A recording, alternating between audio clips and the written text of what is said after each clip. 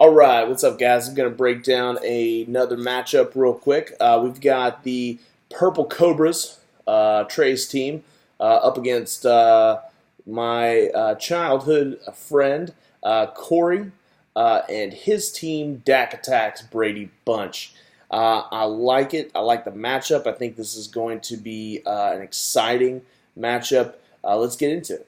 So first up, we got Matthew Stafford versus Dak Prescott. Dak's on the road. He had a great week one, but Matthew Stafford playing the Chargers at home, I really actually like that matchup very well for Matt Stafford to have a potentially top 10 QB week.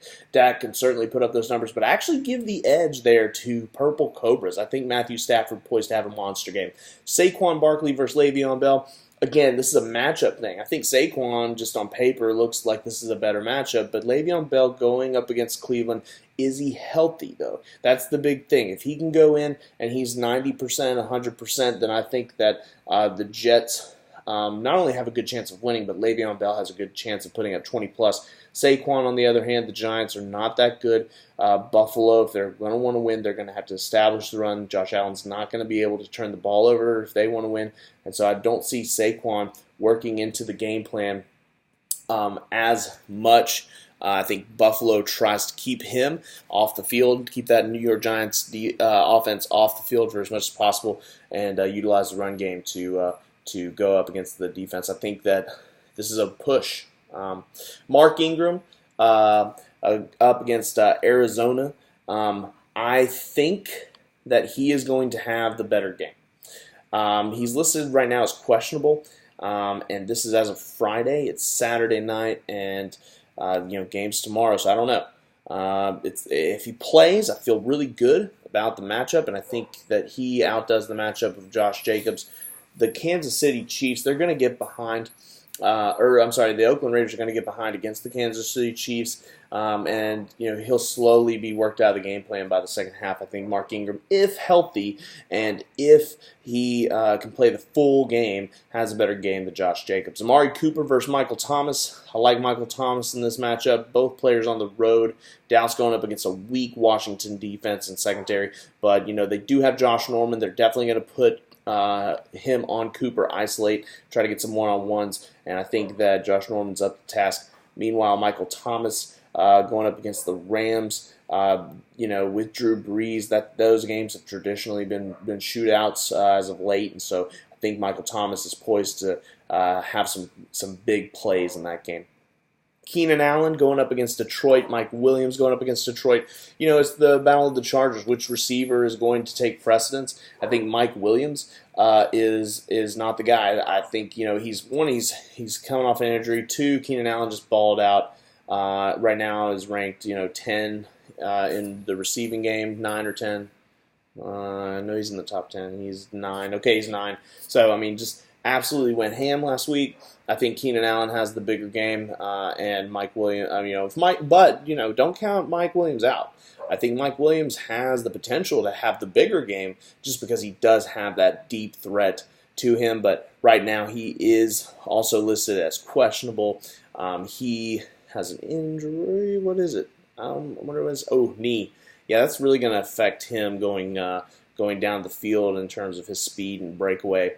Ability to break away from the defense. So, I still give the edge to Keenan Allen. I was anyway, but Mike Williams, with the deep threat potential, I thought maybe had some chance. Now I don't think there's a chance. Greg Olsen and Vance McDonald, cheat sheet. Greg Olsen scored 17 points, so really is it just, does Vance McDonald beat that? I don't think so, based off of what I saw in his role as offense. Look, when Big Ben is down, 15, 16, 20, 30 points, and he's barely targeted at all. Held only 2 catches last week against the Patriots, and I get the Patriots have a good defense, better than Seattle, but at the same time, you kind of saw the game plan of the Pittsburgh Steelers when they're down. You saw the game plan of the Pittsburgh Steelers passing game. Vance McDonald is not featured in that. He's still poised to be probably a top 10 to 15 tight end just because of his skill.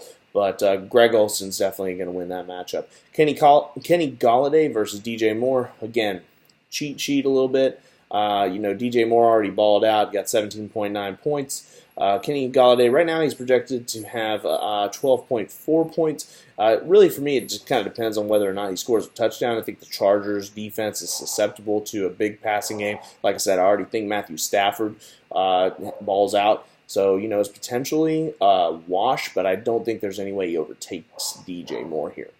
Deshaun Jackson versus Tom Brady. Now, this is interesting because, one, it's a receiver versus a quarterback in the offensive player position. But two, because both of them are going up against defenses that really favor their strengths, but at the same time present some challenges. So first of all, they're both on the road. Deshaun Jackson in Atlanta, very hostile environment, physical cornerbacks, and just typically not a place where you can get many deep balls. But at the same time, you've got Tom Brady down in Miami, a place where he traditionally just struggles, man. He is not good in Miami, but at the same time, he is the GOAT. So, Tom Brady versus Deshaun Jackson, that I think will decide the game, that matchup right there. Purple Cobras, I don't want to say unwillingness because I'm looking at his bench and he's got Kirk Cousins on the bench, and I do think Deshaun Jackson probably has a better game. Taking a risk, putting the wide receiver out there in the offensive player position versus Tom Brady. I think it's a gamble, and I think it will decide the game. For that reason, I'm giving the game to Corey, and Dak attacks Brady bunch, but I could see it going either way. Again, I think that Deshaun Jackson matchup against Tom Brady is so crucial. I think it's neck and neck up until then, and with that matchup, though, I put Brady over the top to go big against Miami, but I could be wrong.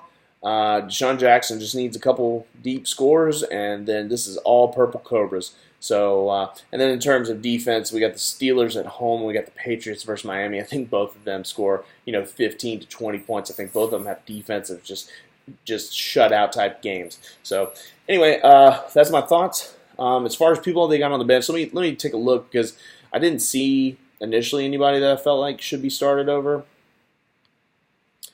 Yeah, Jacoby Brissett on the bench for Corey. I like that. C.J. Anderson on the bench. Okay. Let's see. The Rams defense on the bench versus New Orleans. I like that decision. Latavius Murray for New Orleans. Okay, so Latavius Murray is an interesting one. That one's interesting to me. Because Le'Veon Bell is listed as questionable. That could be a scratch very easily. And if that happens, then you have to consider, and also Mike Williams could be a scratch. You have to consider, and in that way, Corey, just a little fantasy like tidbit right here, right? When you've got a player that's questionable or probable going into the Sunday, you want to move him into the flex position. So, like, for example, when you were setting your lineup, I would have moved DJ Moore into the wide receiver position and moved Mike Williams down to the flex position.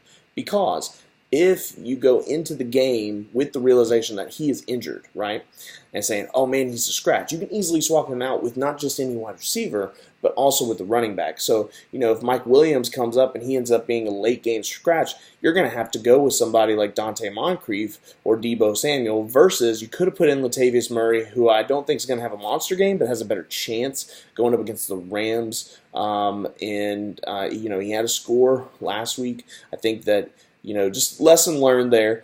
Move your questionable starters to a flex position, okay? That's what that position's actually for, to be more flexible. So anyway, just my thoughts. Take it or leave it, right? Same goes for you, Cobras, although at the same time, I don't like any of your running back. That's not true. I actually like Carlos Hyde. He shares some time with Duke Johnson Jr. down in Houston. I think he could have a decent game. I think bench-wise, man, the Cobras look strong. And so, if Mark Ingram goes down, I really like your bench, Trey, to be able to supplement versus I really don't like the bench that Corey's putting up right now. Man, just looking at your team, man, you got a really good team. If anything brings you down this year, Trey, it's going to be your quarterback play. But other than that, man, really love both these teams. I think these are two playoff teams. There's only 7 of us that are going to make it, but I actually think both of these teams will. Even though one of you guys is going to have to go into the third week at 500. I like both of your teams overall. So anyway, that's my thoughts on the matchup. And I think by a slim margin, I give the edge to Corey. Corey's team, Dak Attacks, Brady Bunch. But Purple Cobras wouldn't shock me at all if they won. The key matchup, the X Factor, it's going to be Deshaun Jackson.